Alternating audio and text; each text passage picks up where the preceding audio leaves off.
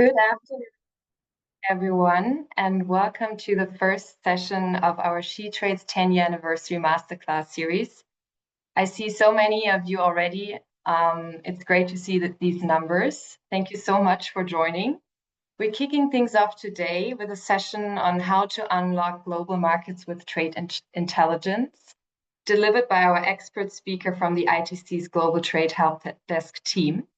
Before we begin the session, just two quick housekeeping rules from my side. As you might have noticed, you are muted throughout this session, but we will have a dedicated Q&A at the end. So please feel free to drop any questions, any comments you might have in the chat box. The second one is that this session is being recorded and we will share the recording with you afterwards. Next slide, please. So what do we have in store for you today for the next 60 minutes of this session? I will first introduce to you the SheTrades team that is working on this masterclass series to you. Then we will have some opening remarks delivered by our partnerships lead of the SheTrades initiative, who's also here with us today. And then I will talk a bit about how we work at the SheTrades initiative, what we have achieved in the last 10 years since our establishment. And I will also run you through our program of this masterclass series. And then I'm very pleased to hand over to our expert speaker of today's session to deliver the training. And then we will close up with the Q&A as already mentioned, and also launch a quick feedback poll. Next slide, please. So I'm very pleased to introduce the partnerships team that is working on this masterclass series. As already mentioned, I have here with me the partnerships lead of the SheTrades initiative, Kriti Sharma, and my colleague Nora Deshani, who's a partnerships consultant at the SheTrades initiative.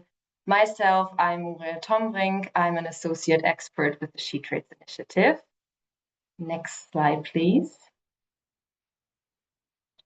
And with that, I'm very pleased to give the floor to Kriti Sharma for her opening remarks. Kriti, over to you. Thank you. Thank you so much, Muriel. Good afternoon, good morning, good evening to all of you. Thank you for joining us. We're all over 125 already. So thank you for all the energy, all the love, and the great momentum.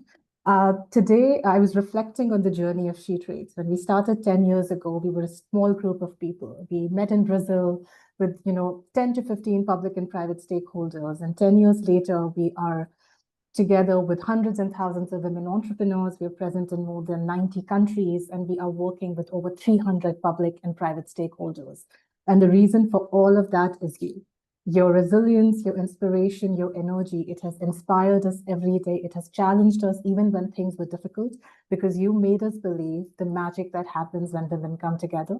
So this is a celebration for all of you. Thank you very much for being with us throughout this journey. I also want to thank the amazing team who's made this series possible. They have worked tirelessly to bring this amazing future-oriented series for you. Muriel, Nora, Natasha, Francesca, and Edison, all our colleagues who are behind, working behind the face, behind the curtain to make all of this possible. But for now, I won't take a lot of time. I'm excited to see what you learn out of this. Please share your feedback with us, and please continue to shower us with the same love as you've had over the past 10 years. Thank you very much. Thank you so much, Kriti, for the lovely words. And I think to celebrate this moment, it would be great to now take a group photo. If every one of you could turn on the videos, of course, only if you feel comfortable. And Natasha, if I may ask you to maybe on the count of 3, take a screenshot, that would be great. Thank you so much. Could I also ask maybe Nora to stop sharing her screen so we see everyone? Good point. Perfect. Amazing.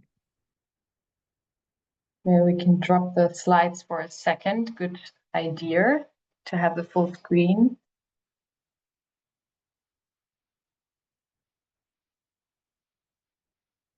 Perfect. Thank you so much. Okay, are you ready, Natasha? Then I would count.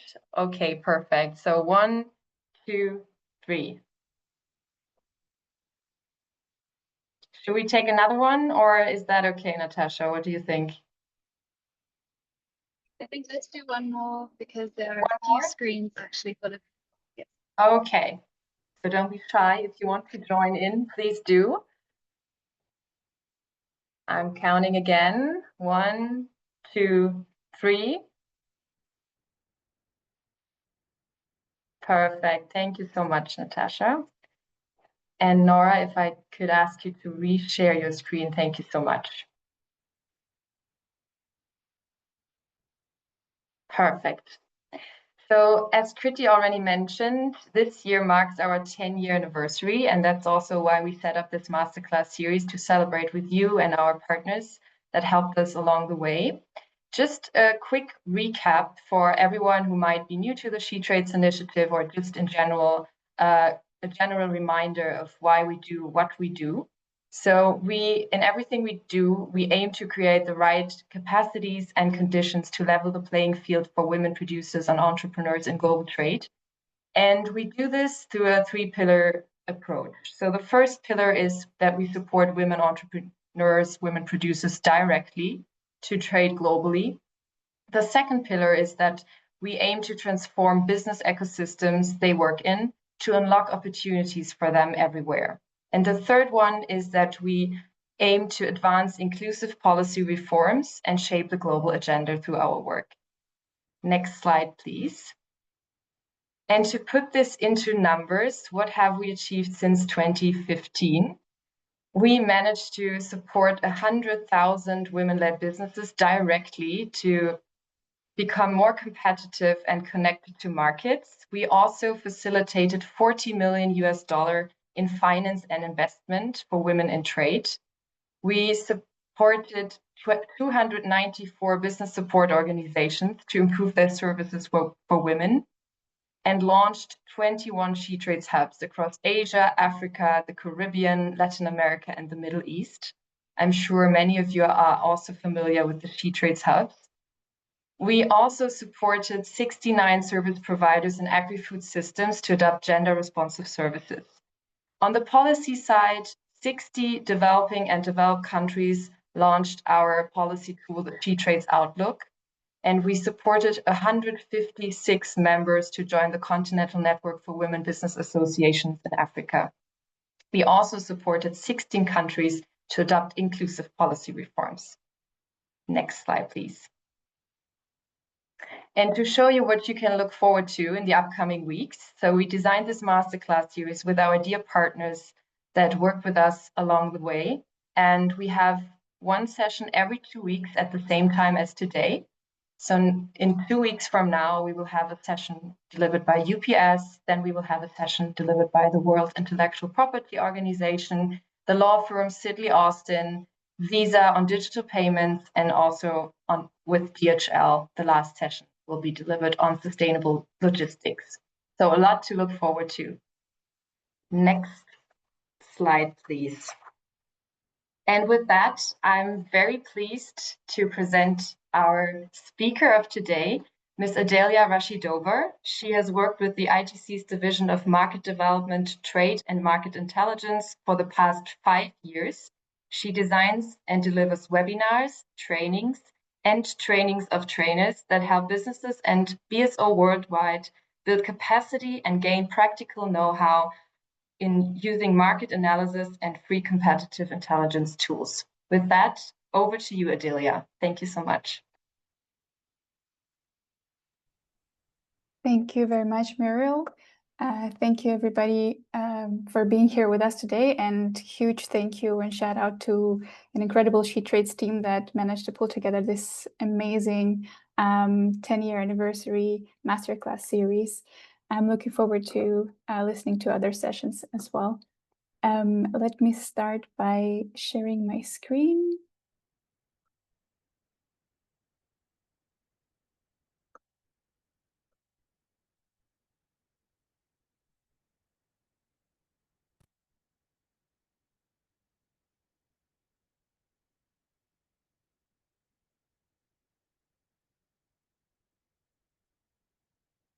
Okay.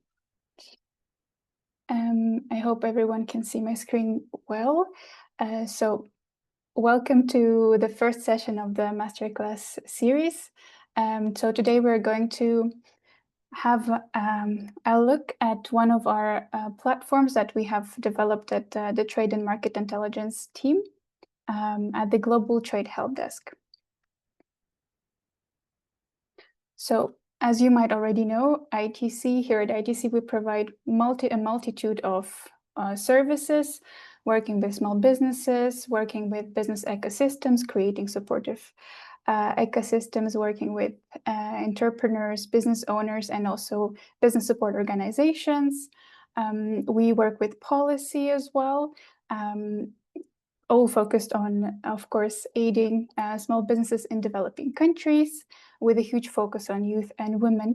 And one of our core services also provides intelligence tools. We call them global public good.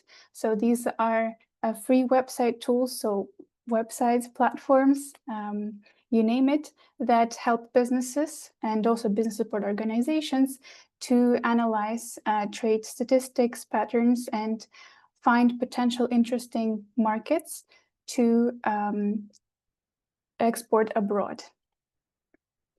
So perform a market analysis. So we have developed a multitude of market analysis tools at ITC. One of the oldest ones being TradeMap, so one of the most known ones and one of the most used ones as well. We also have Market Access Map, Export Potential Map, and Rules of Origin Facilitator, and many, many more. And each of these tools help to look at a certain type of information that a beginner entrepreneur exporter might be interested in. So we mostly focus on trade and goods, but we also cover a little bit on trade and services statistics too. So TradeMap looks at trade flows. We have tables, graphs, and maps covering over 200 countries, bilateral, multilateral trade of goods, you name it, on a different HS code level. So using chapters, using most commonly used the 6-digit HS codes. Same logic of finding information about the product is used on the market access map, and that helps you access tariffs, trade agreements, regulations, also barriers to trade that we have worked on putting in this extremely useful tool, which is interlinked with the Rules of Origin Facilitator that has more in-depth information on the requirements. So the rules of origin that an exporter shall comply with in order to benefit from a certain preferential trade agreement. And the export potential map that I will also explain a little bit later. That tool helps you find a market with estimated good export potential for your product from your country.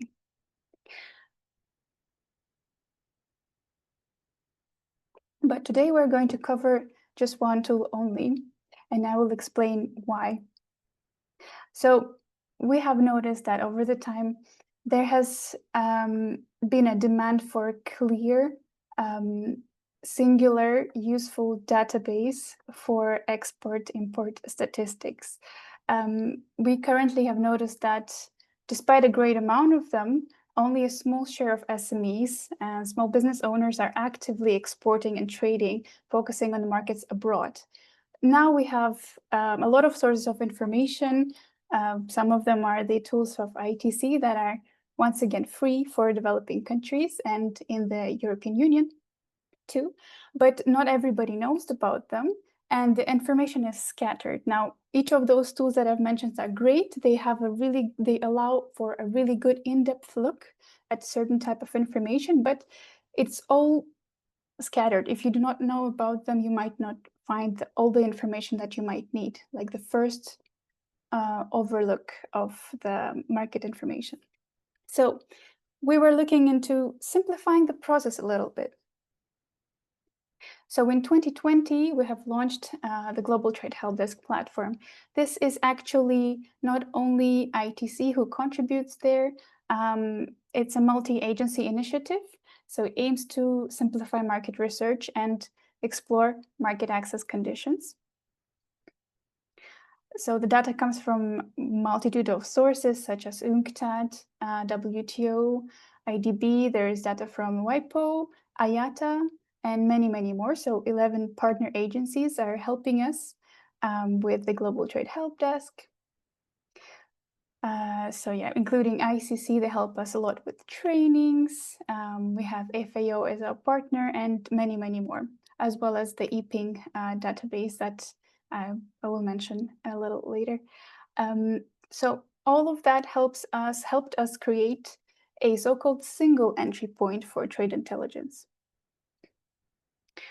By now we have users in over 190 countries, and we are proud to announce that over half of our users are women, and we are working really hard to actually expand the number, because I think it is very important to support the SDG goal number 5 for gender equality. Hence, we are extremely grateful to be here with you, ladies, today.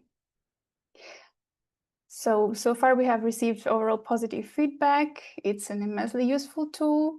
People have rarely seen anything like that before. It's quite comprehensive, and it allows for well-organized, efficient data analysis. So I think a video is worth 1,000 of written testimonials. So let me just share a quick snippet with you here. My name is Advocate Shoaib Rahim. I'm a senior lecturer at Rhodes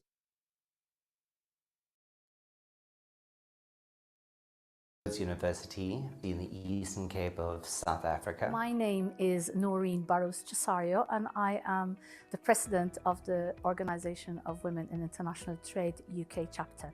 Hi, my name is Crystal Lim, and I'm an entrepreneur and brand owner of Seabacton Skincare and Kadiberry food supplement products in Malaysia. I found the Global Trade Helpdesk and then attended a webinar where I actually learned far more about it. I was actually so inspired by the tool that I immediately actually used it as part of a teaching aid with my final year LLB students.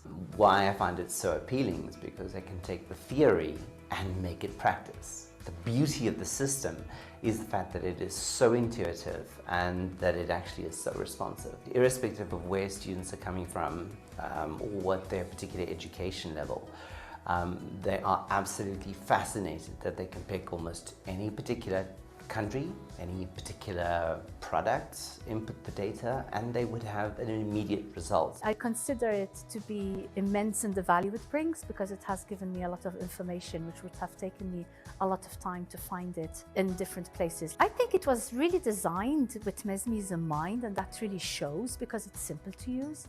It's easy to navigate. The language written is actually easy to follow as well, and that is really important. I learned how to check for the right HS code, compare export potential across markets, and explore the tariffs and regulations that I might face in new markets. The program helped me to be able to cut costs by doing this analysis in-house rather than relying on external consultants, and has put my company on the path to selling our products online in new markets, including Singapore, Thailand, Australia, the UAE, and the United States. One of the things that I found that's very useful is also finding partners who could facilitate issues relating to intellectual property, not just specific to tariff regimes, but also the importance around the cost that it would actually take for your product to get to market. The fact that this is a collaborative exercise between so many different agencies is one of the aspects that makes this particular platform so rich and so beneficial. I would advise women-owned businesses, women who are starting out, to actually engage with the Global Trade Helpdesk, because it is vital. It's a great resource, and you need to be able to actually know the markets you're going into. So research is very important, and it is available there. You have everything at your fingertips, so you'd be losing out if you did not do that.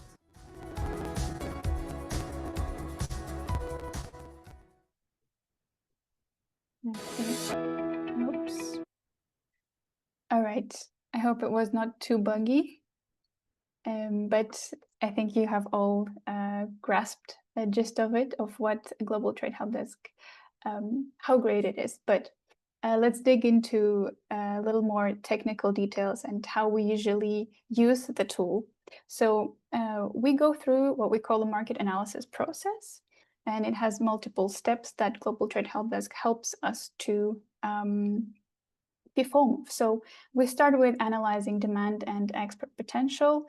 So we have information on trade statistics of import and export statistics of the desired destination market. If there is any trade already existing between our country with our product and the importing market. We also want to look at this export potential. Is there any potential for our product in this chosen market? We want to consider market entry costs as well, of course. How much does it cost us to enter a certain market, which includes tariffs and any preferential access. So sometimes there could be really high tariffs, but there could be also preferential bilateral, multilateral trade agreements that help exporters export at a lower tariff rate or at no tariff rate at all. What is also important and what we find to be often stringent, often difficult for small exporters, for small firms to overcome is not often high tariffs, but the amount of regulatory requirements. We also call them non-tariff measures. So these are all the obligatory requirements that importer or most of the cases the exporter, or in most cases, of course, the importing market that applies to the products that enter the country. This could be the rules of origin. This could be safety measures, specific packaging measures, packaging requirements. So we also list those. We also want to, as a small exporter, we want to explore options for reaching niche markets. So perhaps there are certain sustainability standards that are present in our market of interest that we could comply with, and then reach certain niche audiences, perhaps of higher value products. So we call them sustainability standards. And if we are selling online, we might also be interested in accessing digital opportunities. So seeing the digital platforms available in the target market, and if there are any online payment solutions. And of course, we want to identify trading partners. Now, not only the potential importing firms in the target market that we also have thanks to TradeMap, but also there are intellectual property offices that we have identified that could be of help, logistics companies, and more.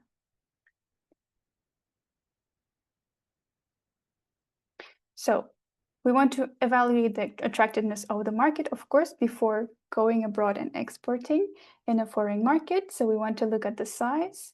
We want to look at the evolution of demand. We want to look at the dynamism. Has the exports been increasing or decreasing in the past years? Perhaps there is a good reason why.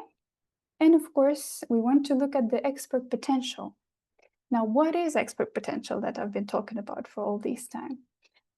Export potential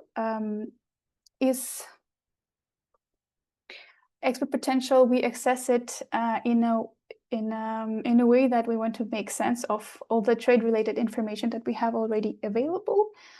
So this is the export potential map, actually that came to fruition thanks to the team at ITC that worked on that. So this is an invention, of the International Trade Center, of our Trade and Market Intelligence team. So they have came up with a formula, a calculation of how to calculate that export potential map. So we look at a multitude of factors such as access to sea, land endowment, the distances between the markets, the tariffs, how high are they between the two markets we have selected, the reliability of data as well. Is it a mirror data? Is it a direct data that the country has reported to us?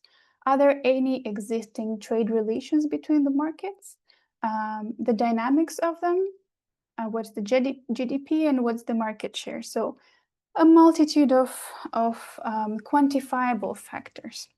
So what is important to know here is that the export potential indicator that we will look into later when I do the demo, that indicator is a benchmark value. So it's a projection of 5 years into the future.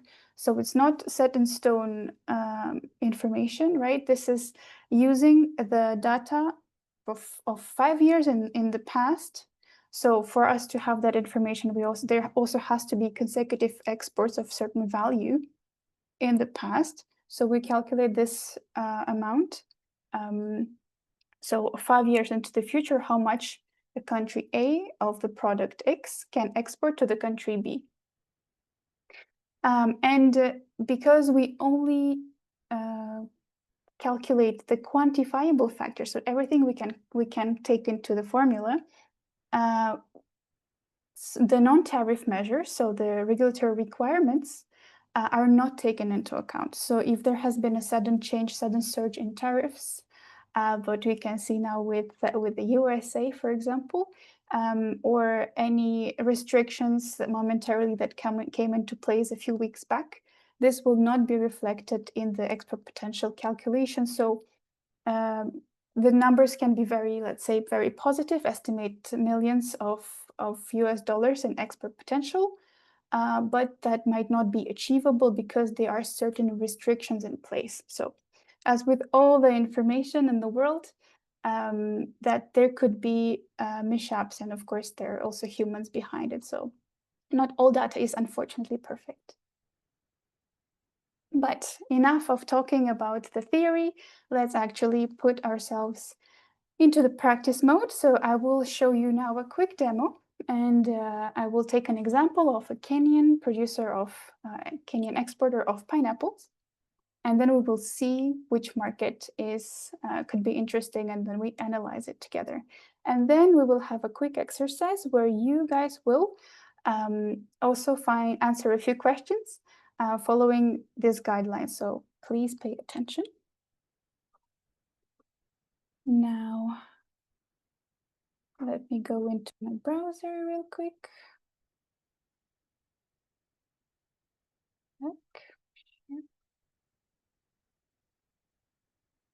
Okay.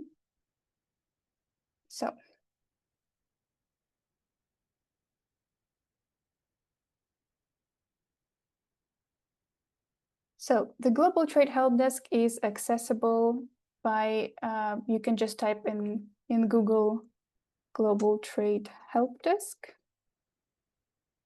And, well, Google memorized me, but also it should be one of the first search results. It's this link, so www.globaltradehelpdesk as one word.org. You do not need to go there now, but you will very soon. So here is the web page. Now from the get-go, we see that we can already start exploring opportunities, which is great. But if you want to explore a little bit, so there is a home page, there is an about page, you can read about us, about our partners. There is a resources, so the glossary, HS product finder, in case you do not know the HS code. So we use, as I've said earlier, 6-digit HS code for your product. And there is many ways to find exactly the code that you need. And our team also works now on a dedicated specific new platform, HS Code Finder. And the platform is available in a multitude of languages, so English, French, Spanish, Portuguese, Russian, Arabic, Bahasa Indonesia, and Chinese. And there's a login button now. You do not need to have an account to access it, but there will be some parts of the information that you will need to have access to. The registration is completely free, and I'll get there in a moment. What is also interesting is that right here on top of the page, you have a little pop-up that asks you if you're up to date with the new trade policies. So if you click here, you can read more about tariff and trade measures that is now collected on one of our tools, a market access map. So since it's directly related to tariffs, trade agreements, and restrictions and regulations, here you can find information that we have been gathering day and night because many countries impose different measures, such as the US. There are tariffs, everything announced here. So you can browse and find some interesting information, types of measures, effective dates, and you can browse the documents as well.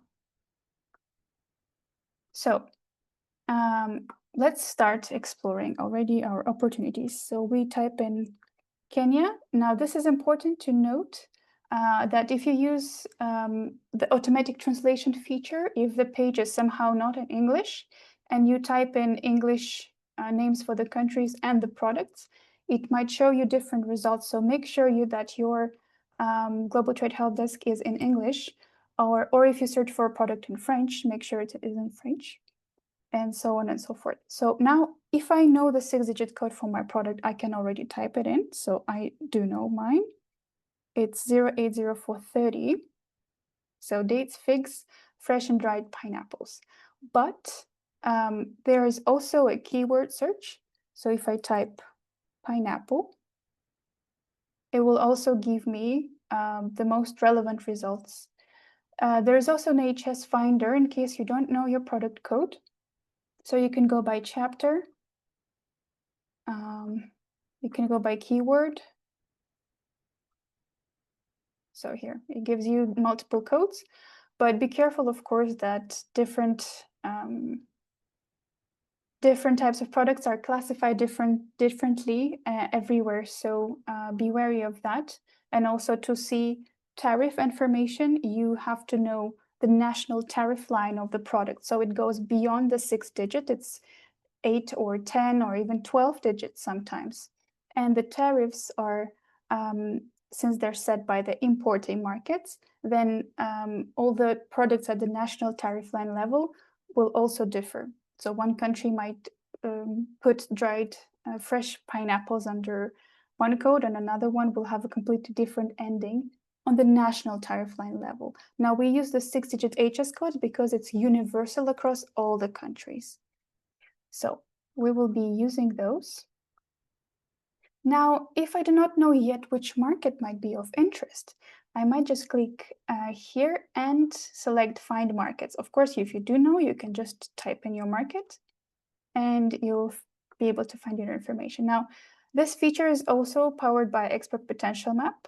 So we click on Find Markets and it gives us top 10 markets ranked by the highest export potential for the upcoming 5 years. Now, please note that it's not, so Netherlands is number 1, followed by United Arab Emirates, France, UK, USA, etc. Now, $3.8 million is not the export potential that Kenya will achieve in 5 years of exporting pineapples to the Netherlands, but it is what it could potentially achieve every year up to 5 years from now, so 2030. Now, also, please note that these numbers are updated. So all of our data, of course, is updated multiple times a year, except for yearly trade statistics. Of course, that is updated once a year in the beginning of the year for the previous one. But the export potential estimation can change. So we update them 2 times a year around April, May, and September, October. So what you see now here might not be relevant half a year from now. Anyway, so we have selected Netherlands as a market with most export potential. Of course, you're free to select any other market. And what do we see? So here we have a market overview. Right, so we can double check it's Kenya's exports of, so this is pineapples to the Netherlands. Now we can go from one tab to another here. So go digital, procedures, etc., or we can just scroll down. So we see the market overview first. Now it shows us overall Netherlands as an importer globally. So how attractive is the market of Netherlands? In total, it imports $173.3 million worth of this product, so of this fresh pineapple. So it did so in 2024. It's number 5 in the world's imports of pineapple, so it's quite a large and interesting market for us. Now below, we see the market perspective specifically for Kenya. And we see here that we have 1% here. It says import share. So this is the share of total Kenyan exports of pineapple to the Netherlands market. So it constitutes 1% of 100% of total imports of the Netherlands. But since it's number 5 importer, it means that it's still a big market, and it might source pineapples from all over the world, or maybe the imports are more gathered across just a few markets. But we see here a really interesting number of 78%. We have nice positive import growth. So this is in the past 5 years, on average, that the Netherlands have been increasing their imports of pineapples from Kenya, which is a good news for us. And we have export potential estimation. So here, since we have not yet updated the numbers, it's by 2029. This estimation is $3.8 million. As I said, again, this is an estimation. It's a benchmark value looking in the future, analyzing the export from the past. So it's quite a good export potential, but we see here that already Kenya has been doing very well in the import value evolution. Kenya has been doing very well in the Netherlands markets. We see that it has been, as shown here, right? It has been growing. I will make the page a little bigger. It has been growing steadily, and in the past year, Netherlands imported almost $3 million USD worth of fresh pineapple. So very well done. And since Global Trade Helpdesk sources information from all of our key market analysis tools, you can find out more on TradeMap here. And of course, each of those tools allows for more in-depth analysis. So you will see much more than you see here, but it's already really, really good for a first outlook. Now, the cost to enter the market, the import tariffs. Here we see that the tariffs vary from 0 to 5.8%, and that you might be eligible for a preferential tariff. Now, we want to know more about it, of course. So we click here, and we see multiple types of tariffs available. What is important, as I mentioned earlier, is to make sure that you have the right national tariff line, right? The national tariff line of Netherlands that classifies goods beyond the 6 digits. So for simple agri products like just a full fresh fruit like pineapple or dried pineapple, in this particular example, it's easy, and sometimes it could be the same. So we see here other, so fresh and dried pineapple. Here, other would mean fresh pineapple, and the dried pineapple would be this one. But many times it could be different. So make sure that you check for the product that you're looking for. For example, if you export alcoholic beverages like wine, there could be up to 20 national tariff lines under the 6-digit code or more. Because they differ in price, in quality, in type. It could be a sparkling wine, it could be red, it could be white, and depending on the size of the bottle as well, sometimes. So these tariffs could change drastically. So make sure you have the right national tariff line.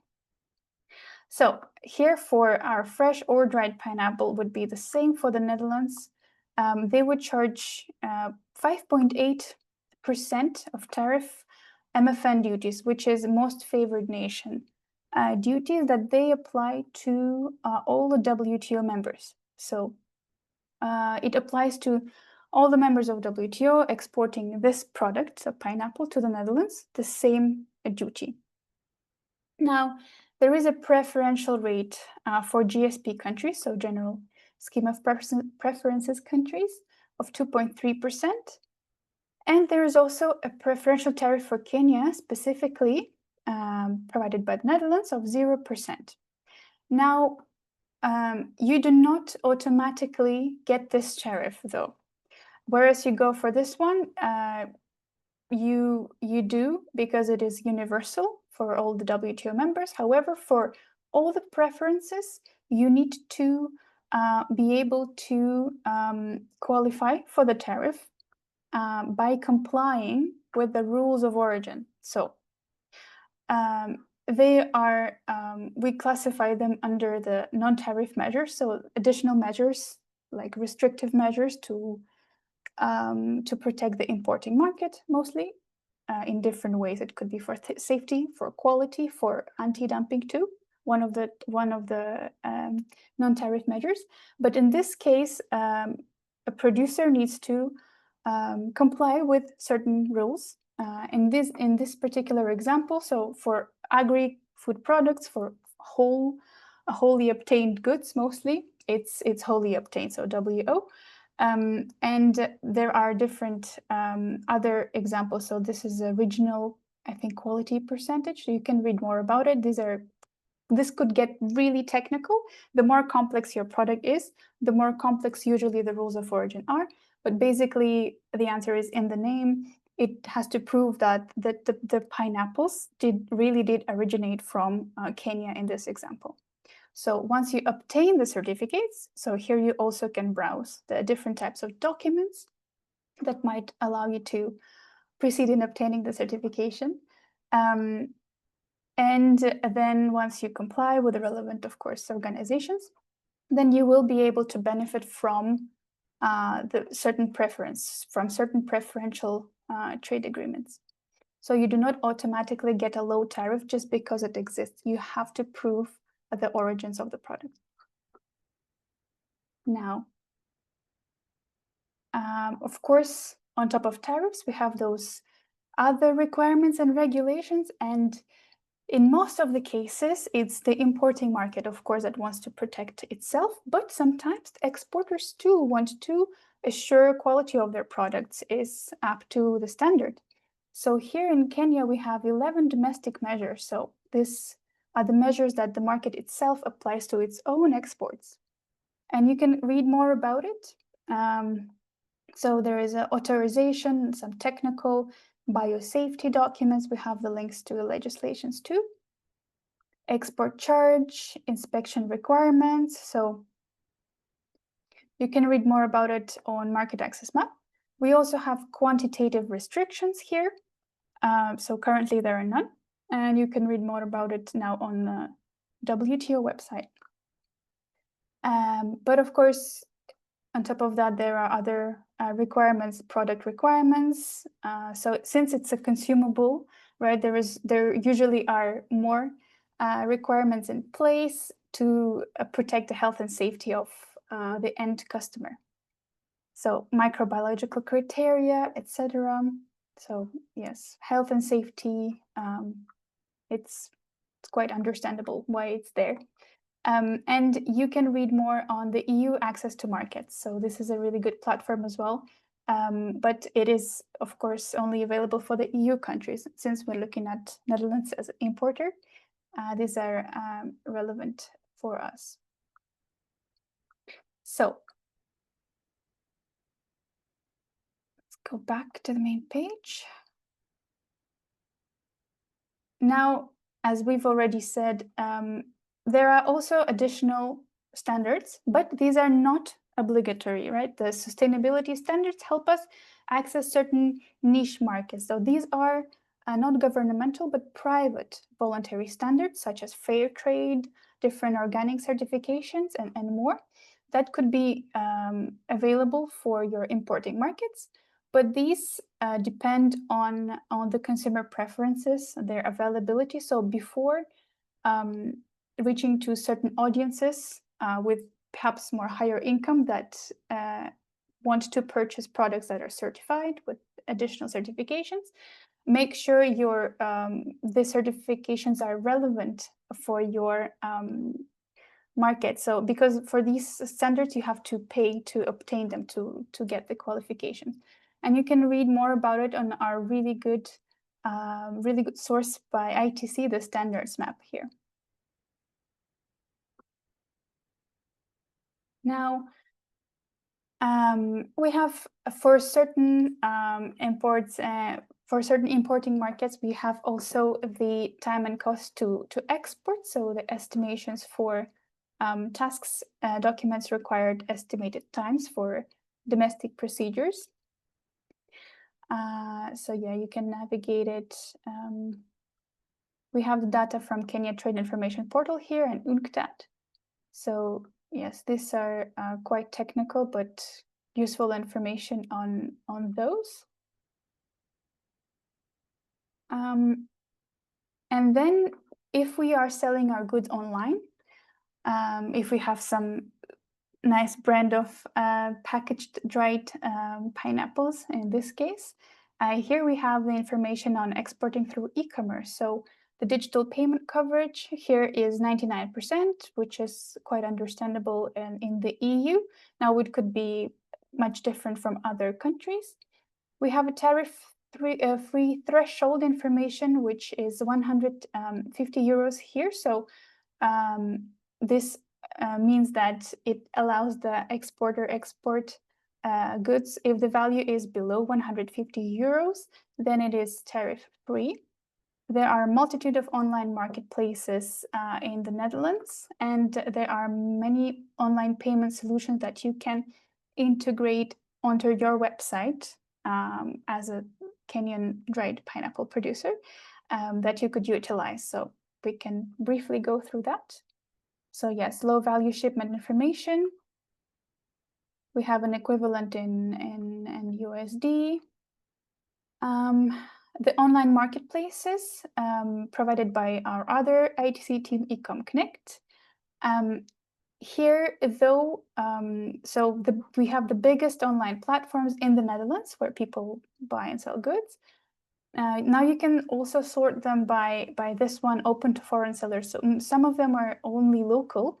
So if you click here, then you will see the markets sorted by by whether they are open to foreign exporters.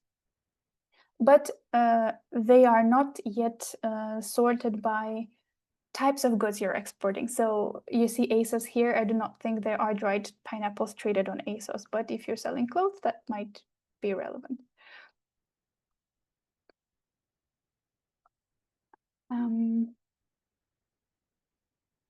Yes, okay.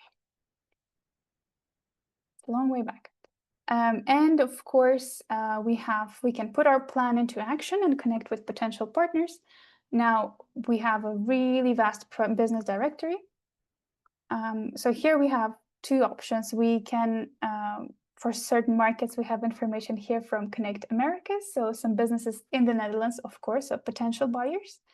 Or also we have more than 8,000 potential partners through TradeMap. So potential 8,000 businesses that have been identified and listed on TradeMap. Now, for this part, you would need an access. You would need a login to our tools. But again, it is free for all the partner countries, currently free for all the developing countries we're working with. And also for the EU members, since European Union is our main donor. So once you click there, so here you see I have a login, right? So I can share with you later through the wonderful SheTrades team a link to the free registration page, so you will be able to access it later. So here I have my login already, and since the tools are connected, so this already teleported me to the part of TradeMap that shows me information on potential importing markets, potential importing countries, sorry, in the target market. So here we see our products, so fresh and dried pineapples, and products by product category. Now this category is more broad, so there are different businesses like berries, dates, citrus fruits, edible seeds. These are none of our interest. However, fresh fruit and vegetable or groceries companies, we can click here and we see information here. we see a bunch of businesses in the Netherlands, and we can click and check their website, phone number, principal, contact, employees, and types of services they are dealing with. Now, this information is information about companies on TradeMap is currently sourced through two databases, which are Compass and Dun & Bradstreet. Dun & Bradstreet, I believe, is relevant for the EU market, and the Compass covers others. But these are private databases, so meaning that the information that you see here is more to get accustomed with approximate importing companies. This does not mean that these companies are still in business, still have the same phone number or email address, or same guy is the principal, because they are self-reporting. So at some point they did register at one of the platforms, right? They said they listed what they do, where they are, what their contact information is. But there is no thorough quality check, so to say, about whether this business still has its operations in the Netherlands and that the information is relevant, especially now with the COVID and after, with everything changing. This is just mostly, I think the websites mostly stay in place. So this is for you to do a potential market research. But it does not mean that also these products, these companies already import from Kenya, or it also doesn't mean that these businesses import pineapples from Kenya. So these are overall Netherlands businesses that self-proclaimed, registered, at some point verified, that they are dealing with pineapples, dried or fresh, in the Netherlands. Yes, it's quite important to keep in mind. So aside from that, we have information on IP offices in case you want to protect your intellectual property, your brand, packaging, and more. We have also trade finance providers. So local now, these are Kenyan trade finance providers that you could reach out to in case it is interesting for you. We have trade promotion organizations information here as well. And for some markets, we have freight forwarders information, not for all, unfortunately. So in case you are still not convinced with the Netherlands as a market for Kenyan pineapples, no problem. If you've been just scrolling and browsing, here at the bottom of the page, you can select any other potential importers, such as the United Arab Emirates or more. And the trade overview will, the market overview page will renew. Now, I know it is a lot of new information. As I've said, we try to put all the relevant trade information in one place, but the information is abandoned, but not scattered this time. So now I would like you to use the knowledge, hopefully, that you have been able to gather from this short presentation. And I hope we have still 5 small minutes. If you could please, and if I could also share my screen, that would be great. If I could ask you to do a quick search on the Global Trade Helpdesk, and yes. And my SheTrades colleagues will start a poll on Zoom. So this time is for you to practice. Imagine you are an exporter of sesame seeds from Pakistan, and please answer a few questions that you hopefully are able to see on your screen. Yes, so you have about 5 quick minutes to answer 5 questions. I will quickly share with you later how I found it. So you are an exporter from Pakistan and you're exporting sesame seeds. Try not to guess. Go to globaltradehelpdesk.org and answer the following questions. So what is the market with the biggest export potential when exporting sesame seeds from Pakistan? What share do Pakistan's sesame seeds currently have in this market? in this market's total imports, right? What percentage out of 100? Have the imports been growing or declining in the past 5 years? What tariff will be applied by the importing market on Pakistani sesame seeds? Now, not used for cultivation this time. And does Pakistan apply any mandatory requirements to its own exports of sesame seeds? Now, so to answer that question, first, of course, you need to have a good link to the Global Trade Helpdesk. And I don't know if I can access to the chat. Yes, so this is the link. Of course, you need to know the HS code for your product. Here you already see on my screen, it is 120740. You also can find it by typing sesame seeds. Now, not sesame seeds. This HS classification also uses certain terms for certain products, like for chairs, you will not find chairs. You have to type in seeds. So there are some technicalities. So sesame seeds, right? And then to find the market, you need to click on below to which market. Help me find markets with export potential map. And you see the biggest one. And that's how your search starts.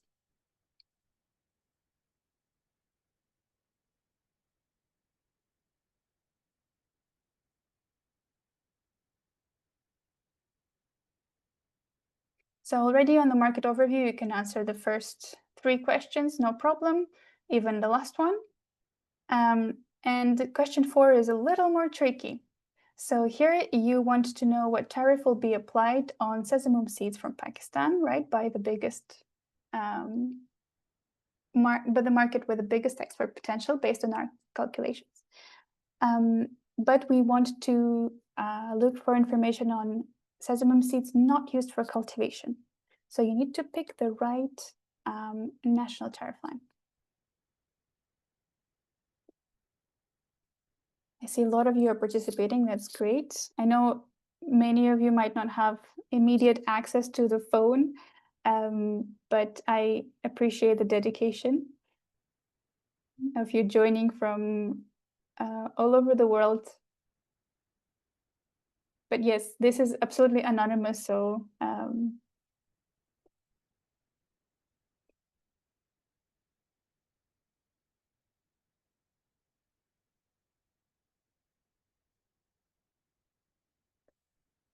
right. I think the poll is still on, still active. I see the numbers changing.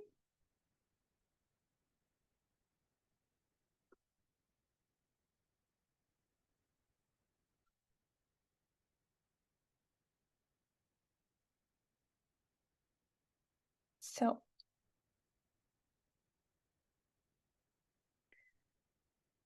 let me check overall the answers. Okay, I see the question 4 is more tricky, but you guys are doing very, very well with the other 4 questions. We're moving in the right direction.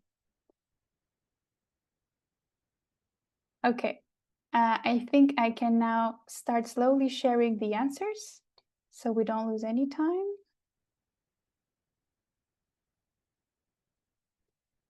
Let me just share my correct screen again. Yes. Okay. So here we are. I already have Pakistan pre-typed, so globaltradehelpdesk.org. We want the English version. Sometimes the version will change, remembering your previous searches or the region where you are. So make sure you have the right one. So we have our sesame seeds here. The code is 120740. And the market here, we try to find markets. It's China with $222.4 million of export potential for Pakistani sesame seeds. Very, very good result.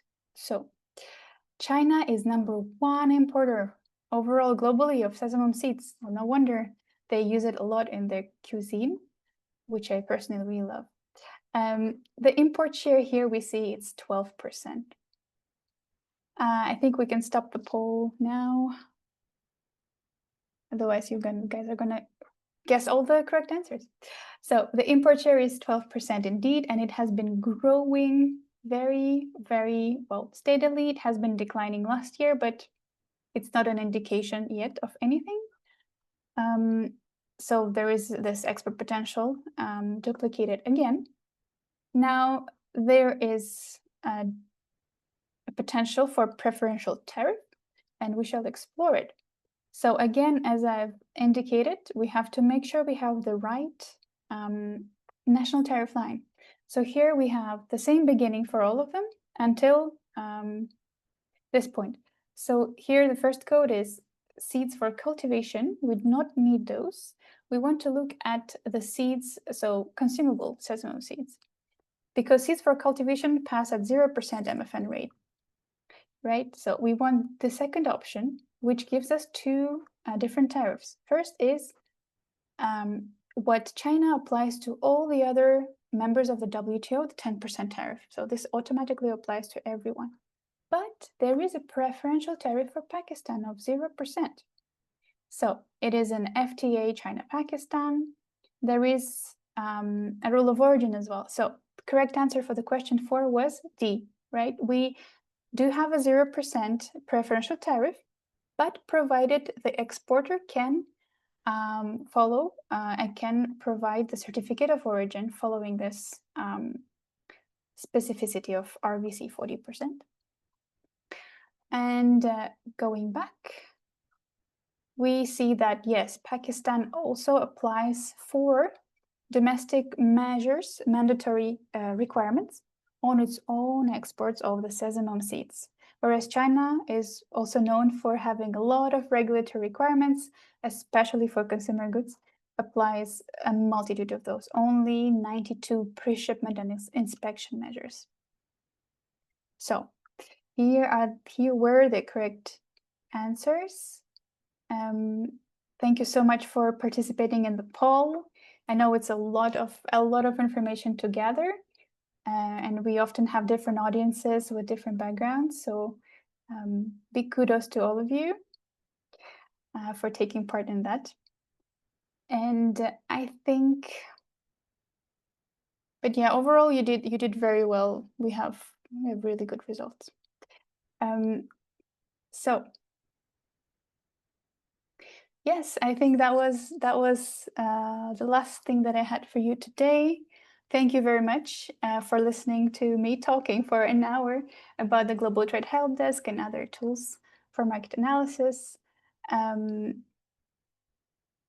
If you have any questions or you want to stay connected, know about our updates on overall market analysis tools, since they're all connected and updated.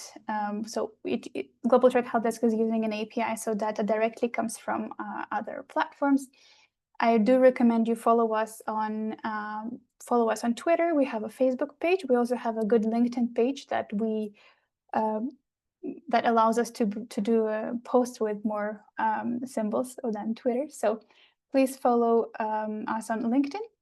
And if you have any questions specifically about the Global Trade Helpdesk, you can reach out to us at info@globaltradehelpdesk.org.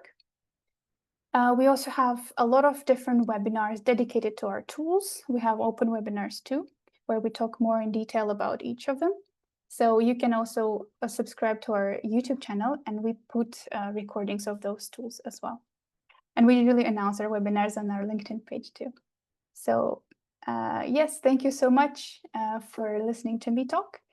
And I pass the floor back to the SheTrades team. Thank you, Adelia, for this very insightful session. There are a lot of thank yous coming in the chat box. Thank you so much for this wonderful session. In the interest of time, I would say we cut it a bit short, just for everyone asking about the slide deck and also the recording. We will share both with you after this session, so don't worry. I think we can also share the question and answers to the little test we did, right, Adelia? So they can also practice again with the tool on their own timing. Yep. I will share everything. Perfect. Okay, I think I would just take maybe one question I noticed down before we close out this session. And also, Nora, please feel free to launch our quick feedback poll. It would be great if you could participate to give us feedback through that poll. I noticed that we had one question from Nirmala. The question was, for large markets, the populated statistics are from Compass and Dun and Bradstreet. What are the data sources for smaller markets, such as CARICOM Caribbean markets or other similar sized economies? And how reliable will those be? If you could maybe take this one. Yes, so for company information, it's all Dun and Bradstreet and Compass. And I mean, I think it covers all the world, all the companies that are listed in each of them. I just know that sometimes for certain markets we have Dun and Bradstreet appearing, and sometimes it's Compass, but it's not leaving certain countries behind. If they have been if the companies have put themselves out on these databases, then they should be showing on TradeMap. And overall data itself is sourced through many sources. Like for TradeMap, it's UN Comtrade mostly. And we also work with statistical offices in countries, and sometimes customs, though not as often.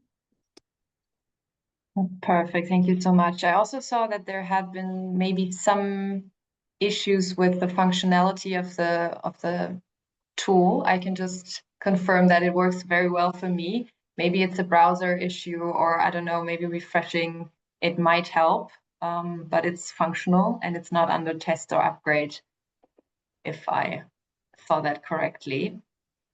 I think with that, I don't see any other questions so far in the chat.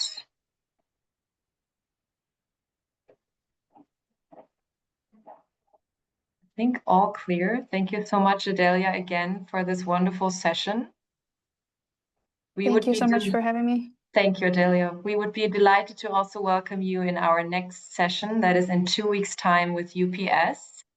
And we would love for you to also drop a message in the chat how you like this session, and also use our hashtag SheTrades@10 to spread the word. Thank you so much. I also see that my colleague Francesca just dropped that message as well in the chat to guide you. Thank you to everyone involved. Most and foremost, of course, you, Adelia, for the great facilitation, and all my colleagues from the SheTrades team. It was a pleasure to have you all in this session, and we're looking very much forward to the next sessions under this series. I think with that, we can close. So have a wonderful evening, morning, wherever you are, and see you soon. Thank you so much.